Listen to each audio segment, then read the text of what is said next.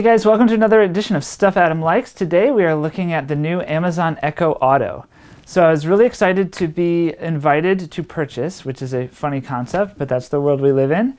And I just got it in the mail. I'm super excited to get in the car and show you what it's like.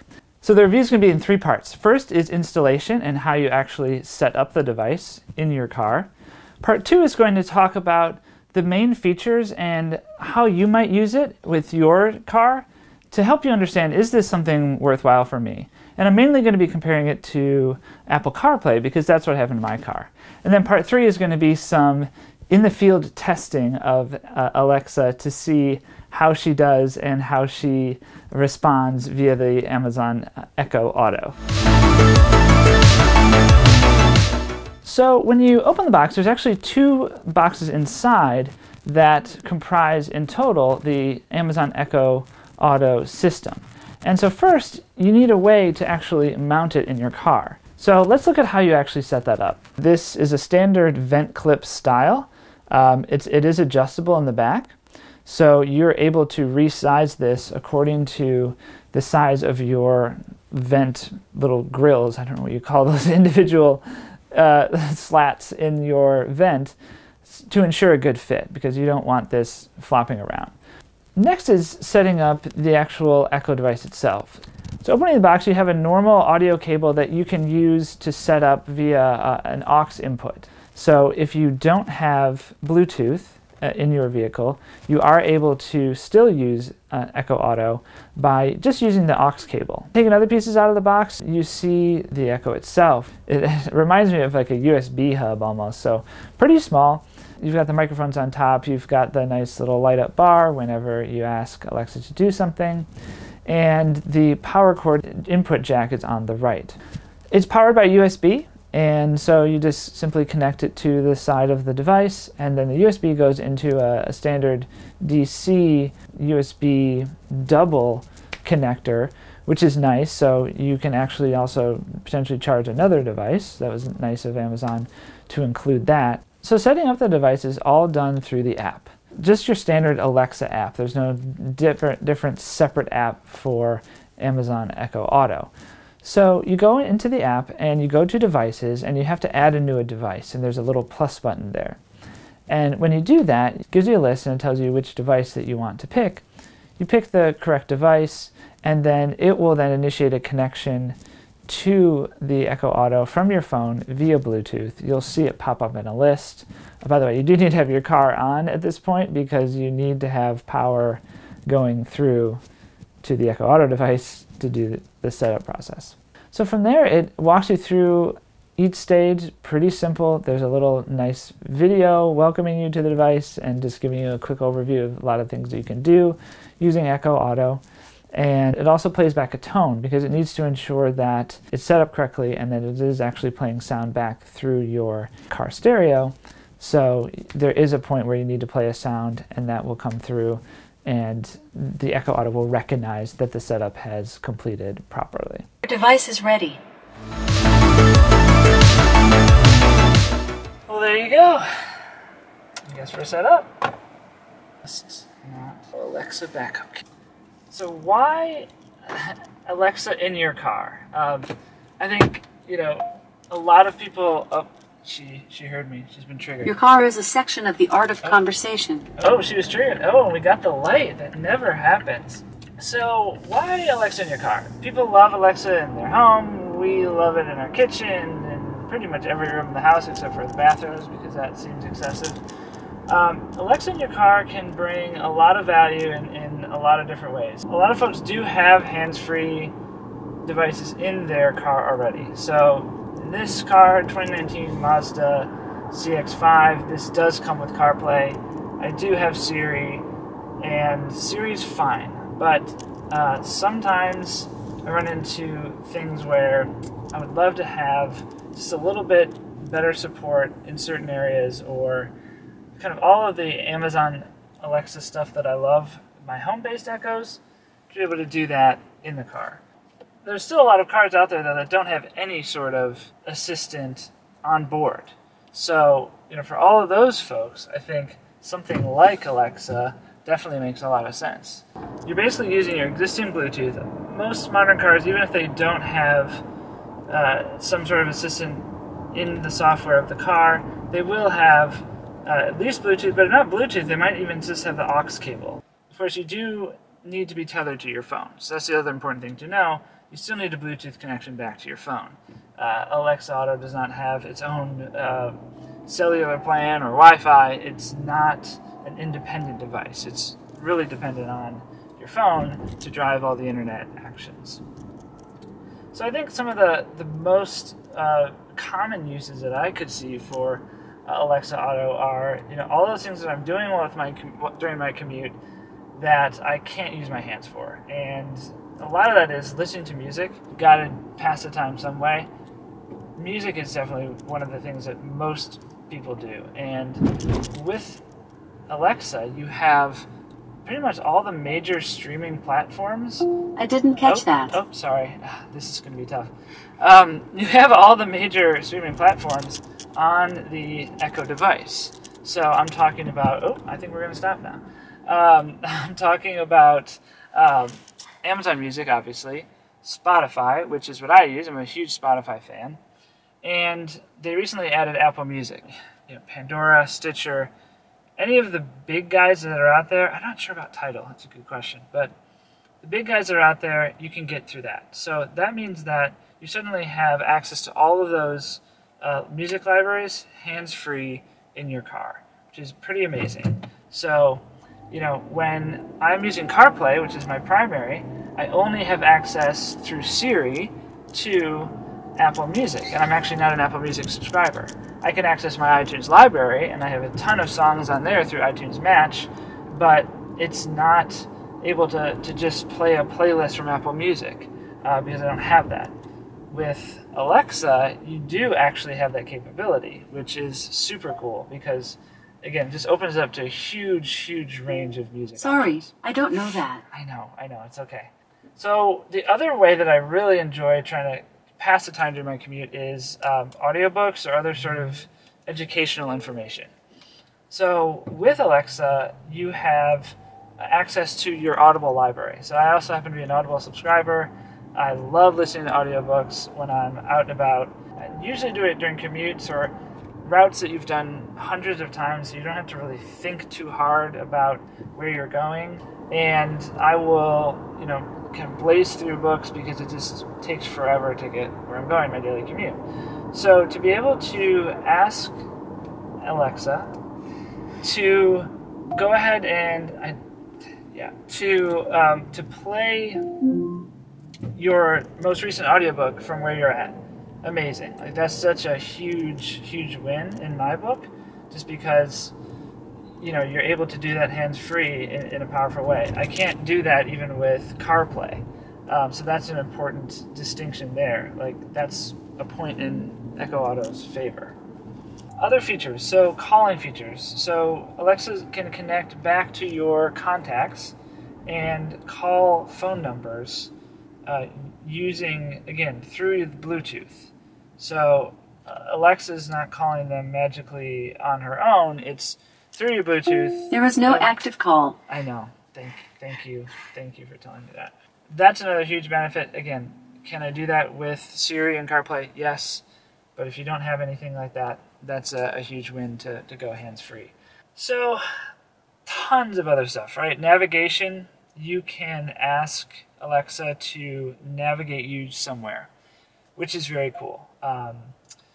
Because, even with... I don't know that one. To use Siri to pull it up, I'm in Apple Maps, and nobody wants to be driving around using Apple Maps. So that's why Alexa, you can pick your navigation app of choice so that when you summon Alexa to get you to a place, she will use Google Maps, Waze, your preferred Maps app of choice.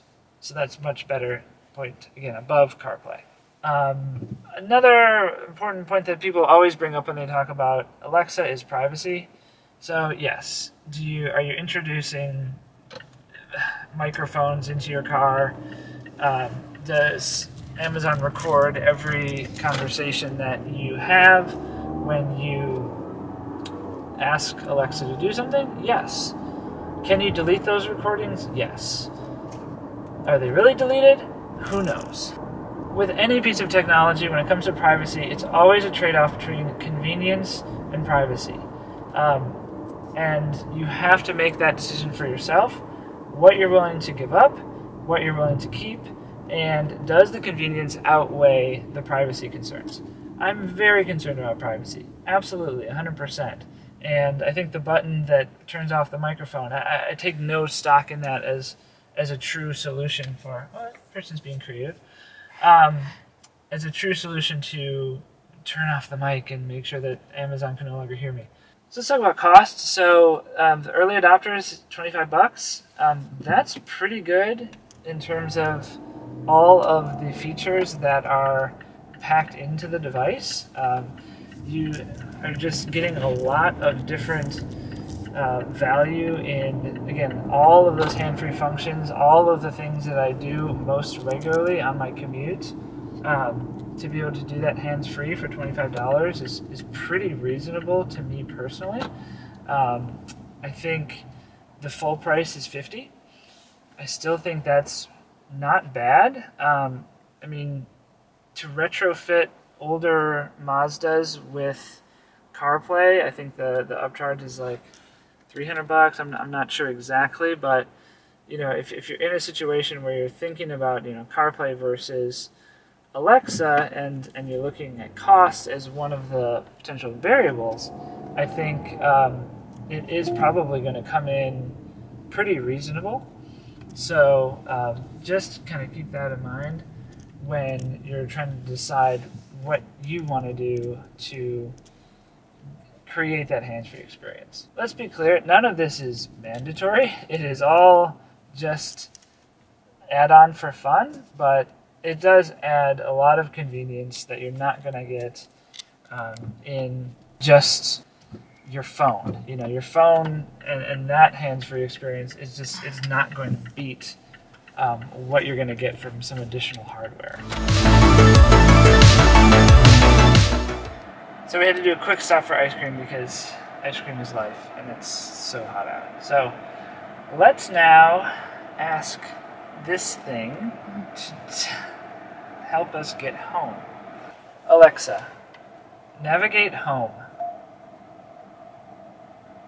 You'll need to tap the notification on your iPhone to start directions when it's safe to do so. If you don't see a notification, you can turn these on in your iPhone settings.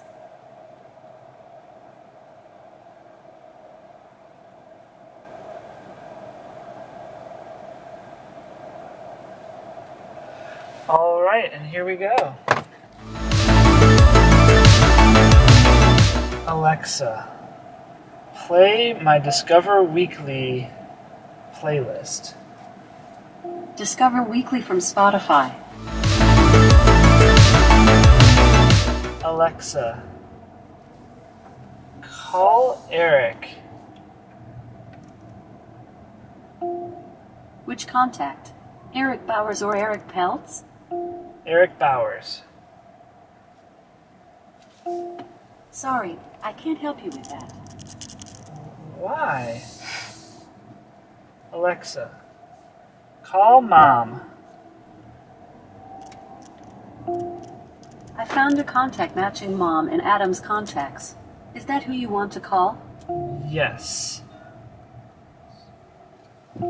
Sorry, I can't help you with that. That's not very helpful. Alexa, tell me a joke. Actually, my friend Jimmy Fallon wants to tell a joke. Let's give him a shot. Oh, okay. What did the horse say to the scarecrow? What? Hey! So what do you think? Should I let Jimmy tell the jokes for a while? Yes. Okay, Jimmy'll tell the jokes for a while. But remember, if you ever miss me, just say, I miss your jokes. Okay, that's good to know. Alexa, Donate to School Year Backpack Project. Did you mean a happy school year by communities in schools? Yes. To donate to Happy School Year, you need to have an Echo device. Thanks for your interest. I do. Alexa, what's the forecast? Right now in Atlanta, it's 89 degrees Fahrenheit with clear skies and sun. Tonight's forecast has clear skies with a low of 68 degrees. Alexa, what audiobook am I reading?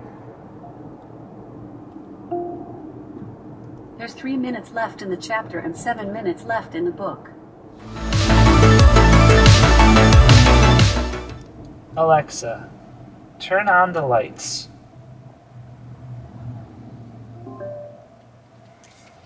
Alexa, turn off the lights. Okay, I think something happened. So overall, what's my opinion on the Echo Auto? I think it's a very cool device, especially for people that don't have currently in their audio setup for their car some sort of hands-free enabled device. I think that it's a great way to add a fantastic assistant. Alexa is still my favorite voice assistant out of the three big ones. I mean, Samsung Bixby is kind of out there, and there's other ones, but between Google... Sorry, I'm not sure about that. Sorry, it's okay.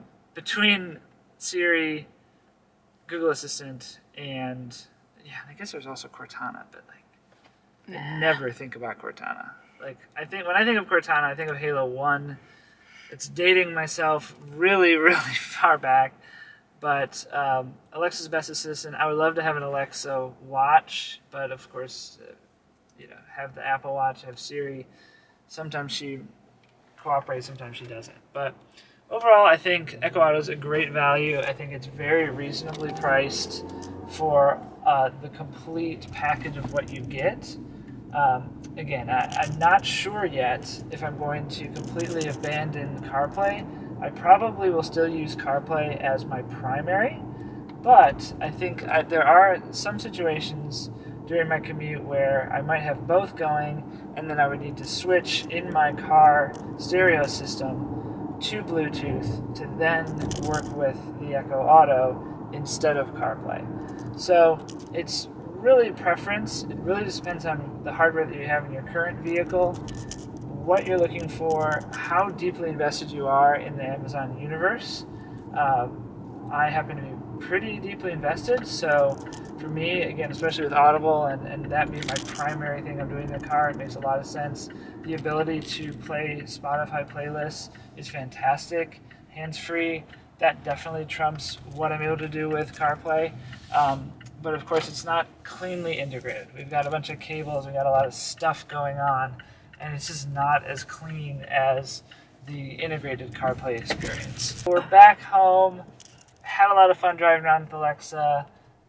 Really curious to know what you all think. Are you guys going to run out and get an Echo Auto? Curious things include Marcello Savigini. Okay, I'm back. Is this stuff Adam likes? The answer is yes. Echo Auto can really upgrade your drive in powerful ways, especially if you don't currently have any sort of hands-free intelligent assistant already built into your car. I think that's the main target demographic for this, is if you don't already have that. But even if you do, I think using Alexa to access all of the Amazon ecosystem and all the amazing apps behind that, and the music control, the voice control, it just does some powerful things and controls things in a finer way than I can't even do with CarPlay through Siri.